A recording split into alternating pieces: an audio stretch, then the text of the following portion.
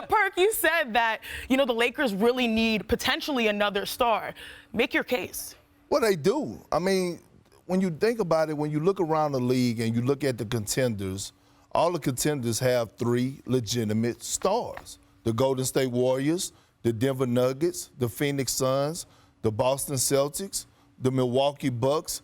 And, I mean, if you want to throw a little mixture of Tobias Harris in there with the Philadelphia 76ers, well, we're going to throw them in the pot. But here's the thing. When I think about the Lakers, and yes, I said that yesterday and I meant it, and it's not my job to go out there and try to search the market to find the Lakers a star. That's Rob Pelinka's job. Secondly, I'm looking at the Lakers, and I'm looking at the starts of the first quarter, right? They rank worse in the history of the league. They're asleep. They're asleep. This is why those high motor guys like Jared Vanderbilt is so valuable. The guys that bring that energy that doesn't show up in the stat sheet, that's going to dive on the floor for a loose ball, that's going to go and get deflections, that's going to get out in the break. The Lakers missed Dennis Schroeder. Dennis Schroeder brought that tenacity. He brought that intensity. He brought that swagger.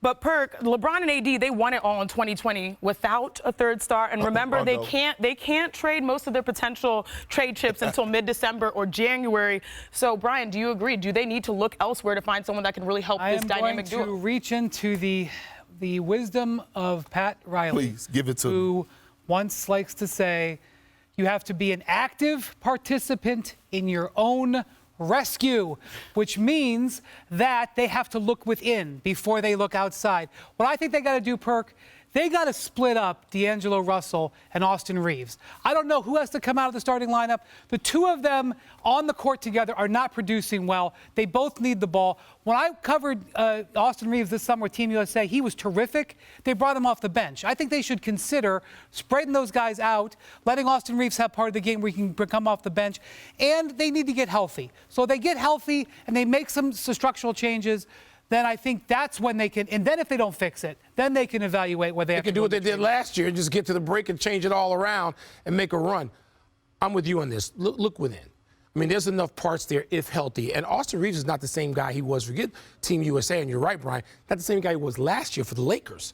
So they've got to solve, that's solvable. It's not like Reeves is, I mean, I don't know that moving him to the second unit wouldn't do exactly what they need. I know it wouldn't bring the energy right away, Perk, and your point about the first quarter is well taken. But they've got to look at the long run here and how they can best use somebody they just decided to hold on to for the next few years. Well, let me ask y'all a question. When you look at what the Clippers just done, right? Adding James Harden, having Kawhi, having PG, having Russ. You look at Chris Paul going to Golden State already with Klay Thompson, Draymond and Steph. And then you look at the addition of Bradley Beal.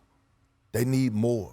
The West got better from what it was last year. But didn't they try to do that not too long ago by adding Russ and bolstering their point guard? And they realized after that, you know what, why don't we tweak the others? And that's why they increased the depth. Yeah, but Russ and Braun didn't complement each other well, right? And we was trying to figure that out. Kirk, I'll give you this. I will say this. They could reach a point where they evaluate their offseason and realize they made a mistake.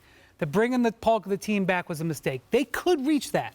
And we could be sitting here December 20th, January 10th. I could be like, you know, Perk was right back in November. But I don't think they're there yet. I don't think they're there. Is there a bad team you want to go and say, okay, they're not in contention. They've got a potential third guy for the Lakers who will work in that complementary role, who's not going to challenge LeBron, who's going to be thrilled to be there with LeBron because I got a guy. But you have the all-time great, you know, arguably. And who was the guy? Zach LaVine. That makes sense. Chicago. You're not doing any good on the Bulls, right? What are they doing? I got to tell you, in talking to some people around the league, the scouts are jamming themselves into Bulls games because they realize that at some point the Bulls may break this team up this season. And LaVine both. And they're all gathering intelligence like, what's going to happen to the Bulls? I'm not mad at this. He can knock down a three. He can push the rock. He's complimentary. He's enough of a star to really play alongside. He's your third guy, not your 1A, but your third. That is a championship team. He's also got a contract that is a little bit prohibitive left. So that, you know, maybe the Bulls wouldn't say this. The Bulls right now would say, no, we're going to keep Zach. But the cost for him on the market might not be outrageous. But don't you think they want to get out from under that contract, given what that team I is think right the Bulls now? should have started a rebuild 20 minutes ago. Yeah.